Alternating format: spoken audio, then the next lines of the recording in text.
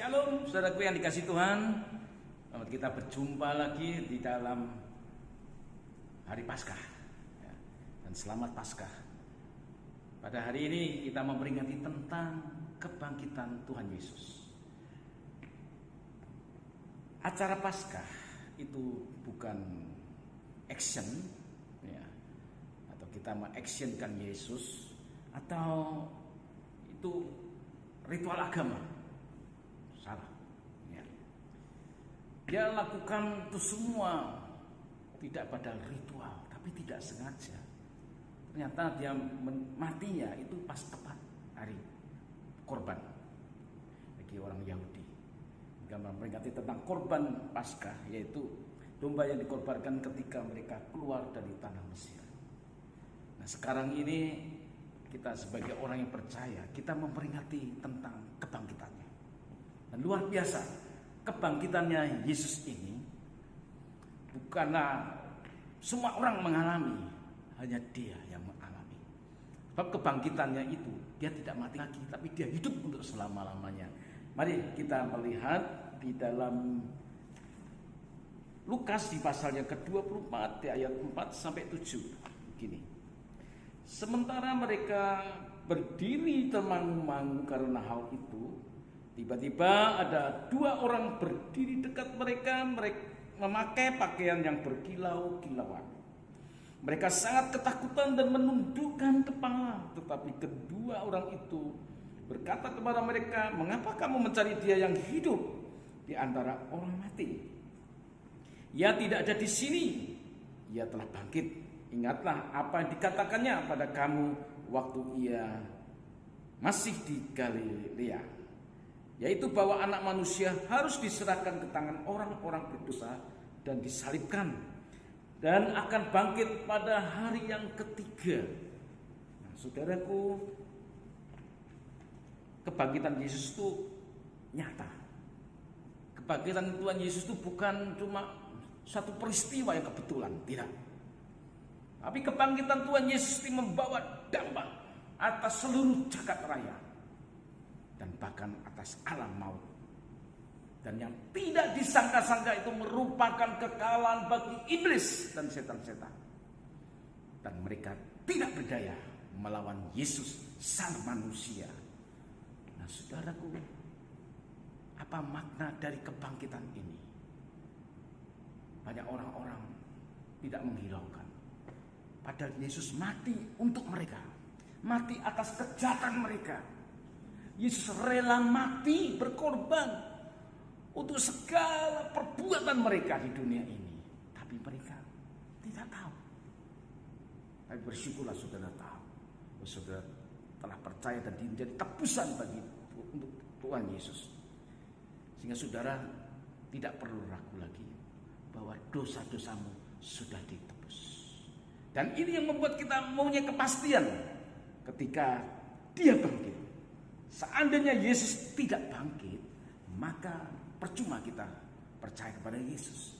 Tetapi karena dia bangkit, maka disitulah letak kemenangan kita, bahwa dia benar-benar Tuhan.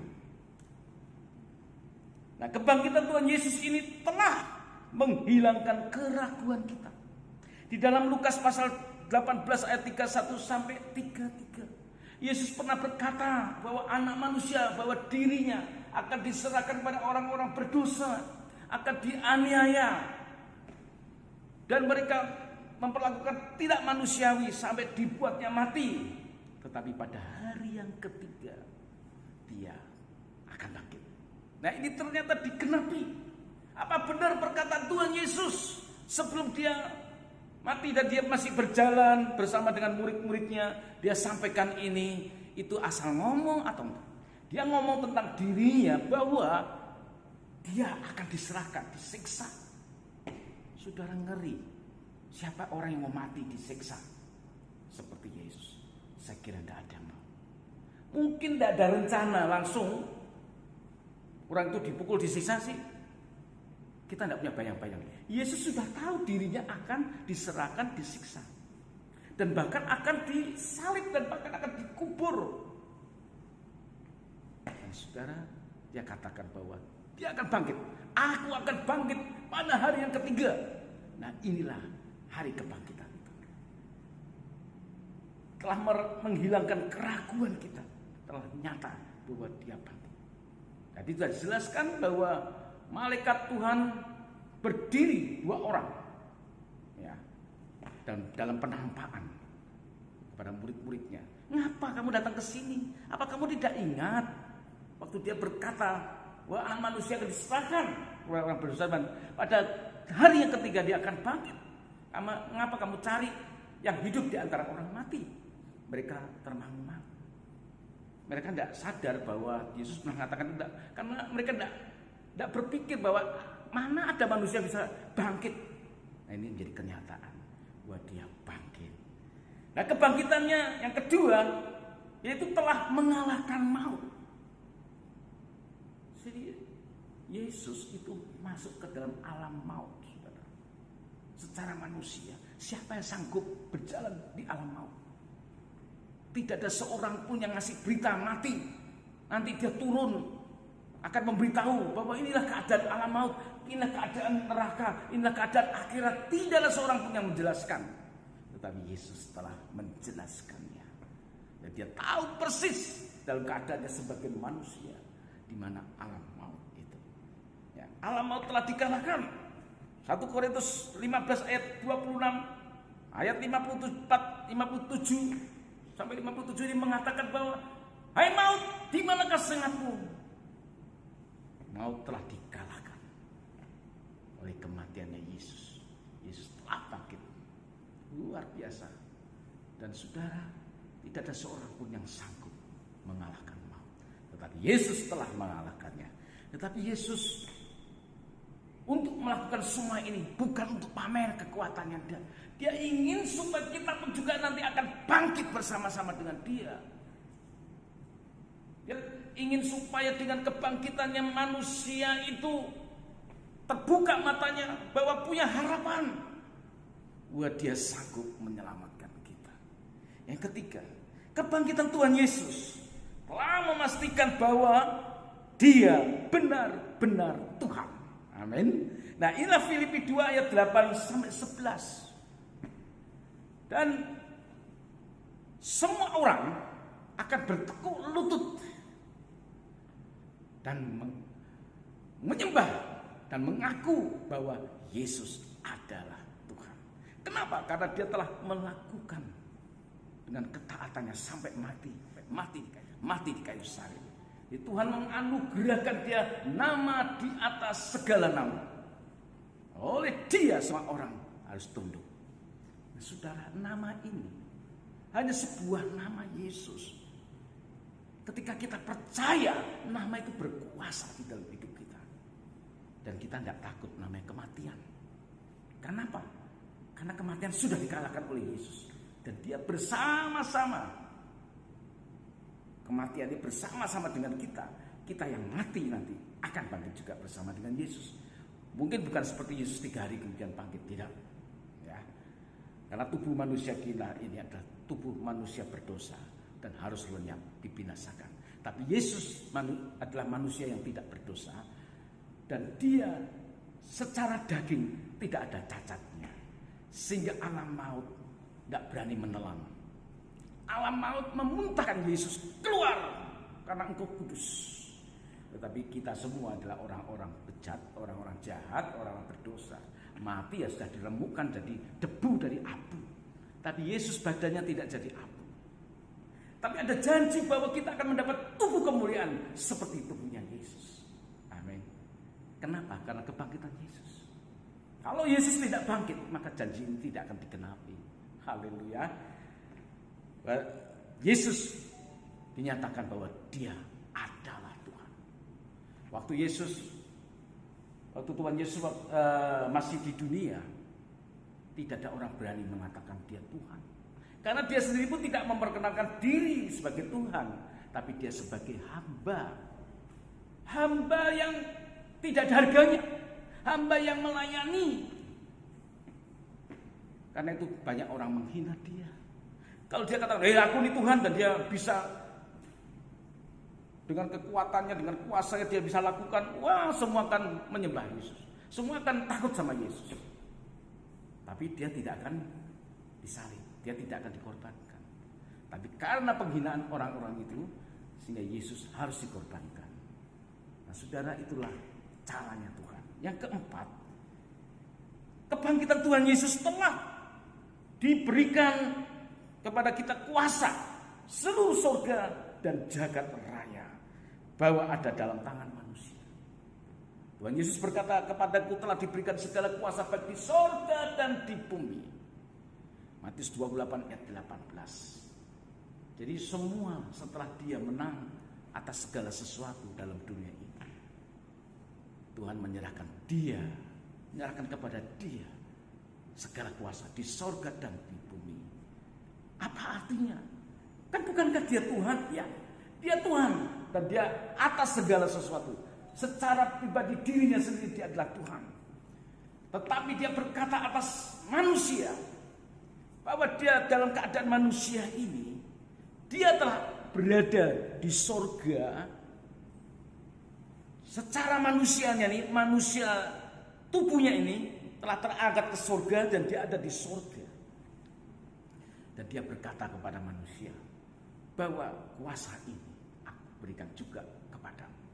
Yesus bukan ingin memiliki kuasanya sendiri, sedangkan kita dibiarkan menjadi manusia yang biasa-biasa. Tidak. Sekarang ini juga dia katakan, tetapi semua orang menerimanya diberi kuasa untuk menjadi anak-anak Allah. Bahkan Tuhan Yesus berkata, kamu akan melakukan perbuatan-perbuatan yang besar, bahkan lebih besar daripada apa yang pernah aku lakukan. Luar biasa. Kita harus imani. Bukan kita yang mau, tapi firman Tuhan mengatakan demikian. Jadi kematiannya telah menebus kita menjadi manusia yang berharga, menjadi manusia yang menjadi miliknya Allah. Kita ini orang yang najis, orang yang tidak layak,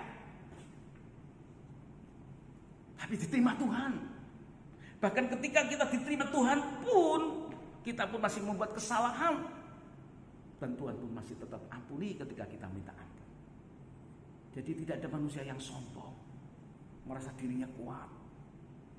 Tetapi kalau saudara, ada orang diberkati dengan kekayaan, dengan kepandaian, keahlian, katakan bahwa ini adalah Tuhan punya.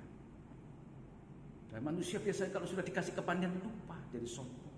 Kalau sudah dikasih kekayaan jadi lupa juga, jadi sombong, merasa dirinya yang bisa. Dirinya lah yang mengerjakan semua ini. Saudara, kalau orang tidak dikasih kepercayaan, orang tidak akan bisa diberikan kepandaian atau kekayaan atau segala hal. Keahlian itu Tuhan karuniakan. Dan saudara, Tuhan menempatkan kita dari posisi orang berdosa menjadi orang benar. Orang benar artinya orang yang sejajar dengan Allah. Orang yang berkedudukan posisinya dekat dengan Allah. Bayangkan, adakah yang bisa mengajarkan seperti ini tentang apa yang dialami oleh Yesus, tentang kematiannya. Kematiannya berdampak membuat kita menjadi orang yang tertebus, menjadi hidup kita disucikan oleh karena darahnya. Bahkan dengan kebangkitan menyatakan, memastikan bahwa kita tidak perlu ragu lagi, bahwa kita ini adalah miliknya Allah, bahwa maut sekalipun menelan kita, nanti kita akan bangkit seperti Yesus.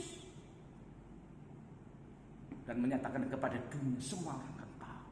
Kalau hari ini mereka tidak mau mengaku Yesus Tuhan, maka pada hari terakhir mereka akan dipaksa untuk mengaku, berlutut menyembah Yesus, mengaku bahwa Yesus adalah Tuhan.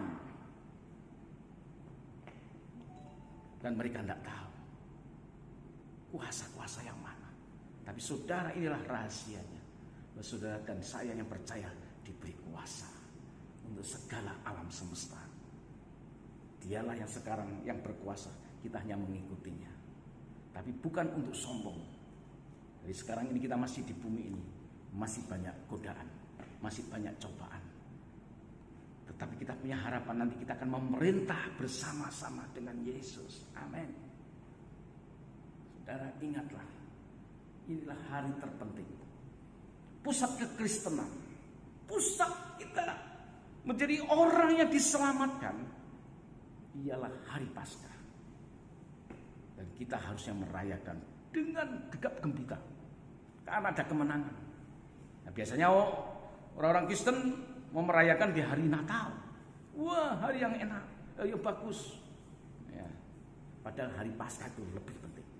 Karena itu kita merayakan hari kemenangan. Kalau Yesus lahir, baik aja. Ya. Tetapi kalau dia tidak mau mati, maka matilah kita. Apalagi ketika dia mati, tiba-tiba tidak bangkit, maka bohonglah Yesus. Ternyata Yesus tidak bohong. Dan kebenarannya dipastikan bahwa dia benar-benar bangkit dari kematian. Dan dia sekarang benar-benar di sorga dan melihat kita semua. Haleluya. Ya, selamat hari Paskah. Tuhan memberkati saudara. Mari kita berdoa. Untuk saya ucapkan berkat untuk saudara. Tuhan Yesus, terima kasih. Hari Paskah kami boleh peringati meskipun di rumah. Tetapi kami semua jemaat-jemaat-Mu, anak-anak-Mu, merindukan Engkau sekalipun kami di rumah. Karena Tuhan ada di segala tempat. Sekalipun kami sendiri mencari Tuhan, maka Tuhan pun ada. Karena itu ketetapan-Mu, Tuhan. Terima kasih. Hamba akhiri firman-Mu ini. Dan biarlah Tuhan Kau curahkan berkat atas kami semua. Itu berkat dari Bapa, Anak, dan Roh Kudus. Yaitu di dalam nama Tuhan Yesus Kristus. Haleluya. Amin.